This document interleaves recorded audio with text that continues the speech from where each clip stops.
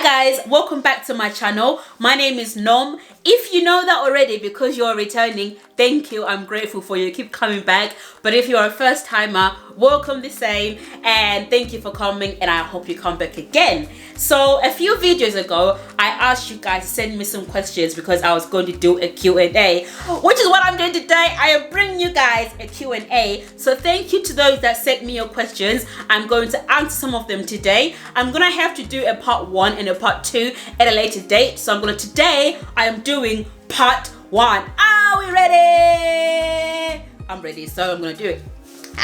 The first question is, how old are you? I am 28 years old. So I'm a big girl. I'm grown. I'm grown. You know what I mean? You feel me? Okay. The next question is, do you think you need to keep going back to therapy, or can you get to a point where you're okay?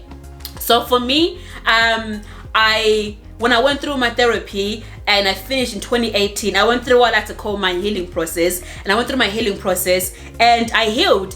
And I have been fine since then. I've not needed to go to therapy. All the reasons why I went into therapy for me were resolved. So I haven't needed to go to therapy. So for me, I don't think you, according to my situation, my experience, I don't think therapy is something that you have to sort of live with all the time. Obviously, it's different for everybody. And there's different reasons why people go to therapy. For some people, it may be something that they need to revisit every now and then in their lives. But I think it's possible to go through therapy and come to a point where you are okay and you can be done with it. The next question is, how has lockdown been for you? So as I shoot this video, we have just come out of the second lockdown. We're day 2 out of the second lockdown. And honestly, being in lockdown, it wasn't easy. It was hard because it's the restrictions of not being able to see people that I'm used to seeing, and the restrictions of not, just living life freely as we're used to. And for me, it was the boredom. I've never been so bored in my life. I was just so bored, but also I was worrying about my family members and friends, because I've got a lot of family members and friends who are key workers, so they were going out day to day, so that was a big worry for me. But I try to just always remember why we're in lockdown, and just try to remember that people have lost their lives and they're still losing their lives. So while I have my life, I can only be but grateful. So it wasn't great, but I got through it. We got through it, so we move. The next question is, what's dating like for you? I mean, I presume this person is asking what's dating like for me as a disabled person, and the short answer is it's fine. It's been okay. I mean, I've not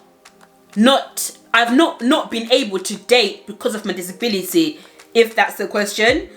So it's been fine. I remember when I was younger, that was one of my biggest worries, because I was like, oh my goodness, I'm gonna be alone for the rest of my life. No one's gonna want me because of this wheelchair. But it's not been like that. I have dated, so I am dateable. So it's been fine, honestly. It's been okay. The next question is, would you date a man who still lived at home? I have to say, this question was asked by a guy. So before people come at us, it's like, oh, this girl's younger. No, this was asked by a guy. And the short answer is, yes, I would.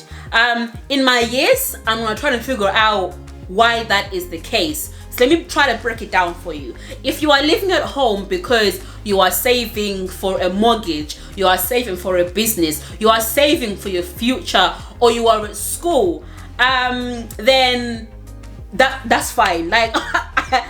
I can't fault that. In fact, I think that is a big flex. That is the biggest flex. I don't think a lot of people realize it. And I tell my friends this all the time. I always say, if home is safe for you and it's a good environment to be, there is no rush. Stay at home, because paying for rent and everything else that comes with rent and trying to save for a mortgage at the same time, it is so difficult. You'll get to it much quicker if you are at home and saving from home. So honestly, I say it is a big flex. There is no rush. However, if you are at home because you have no other option, then that's when I have a problem.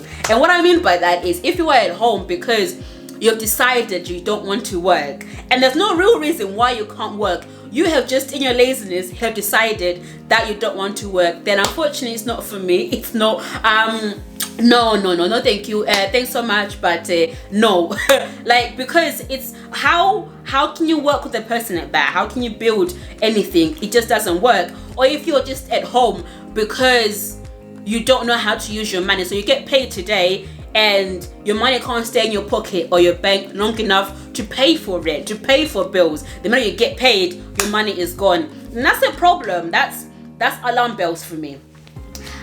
So yeah. The next question is, what's the greatest stereotype of disabled people that you've overcome or have broken?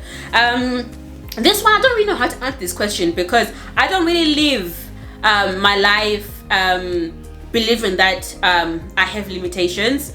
So the stereotypes that people put on me is because people, or on us as disabled people, is because people believe that there are limitations to us.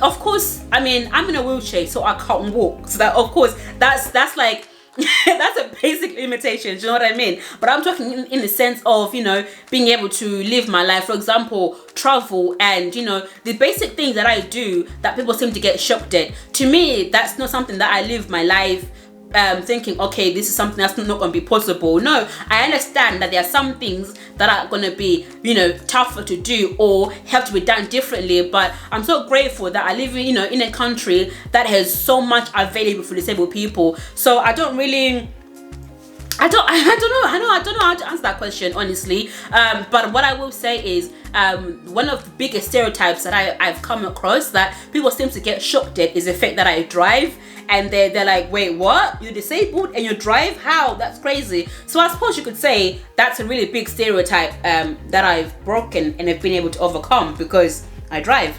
The next question is, were your adaptations expensive? Those are adaptations on my car. The answer is yes. They were so very, very expensive. Like, big, we're talking big money. Really, really expensive. But thankfully, thank God, there is a company called Motability that helps with that. So they were able to help me with that.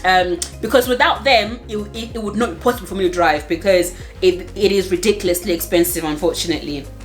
The next question is, what was worse to deal with, physical or mental suffering? For me, by far mental. Like, suffering with my mental health was far worse than what I can't even, it's hard to compare the two because they're both really horrific. But for me, where my mental health took me, it was just unexplainable. I can't even put it into words. And this is coming from a person who has broken bones, not a bone, bones, and I've walked on a broken leg for over 5 years. Like, that's a story that I'm never gonna stop telling, because up to this day it still shocks me myself. So I know what I'm talking about. I've suffered with physical pain and physical disability since the age of 2 years old. So and I'm still suffering with it now. So I know what I'm talking about. For me, where my mental health went and what it took me, that was worse to deal with for me. Next question is, last question for the day actually, is what wise words do you have for people who are going through a tough time? To be honest, what I would say to you is just keep going. Just keep pushing. Just don't look past today.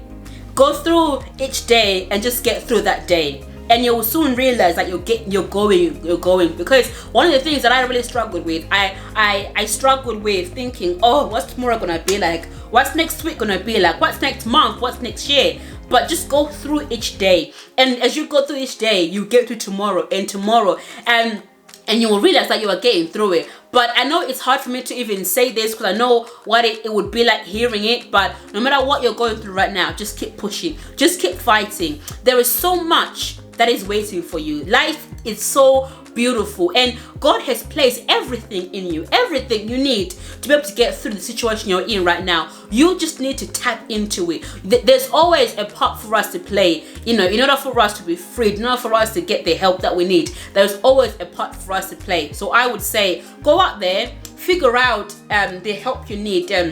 Figure out what part you need to play to get yourself in the place or the situation you want to be in, and play that part.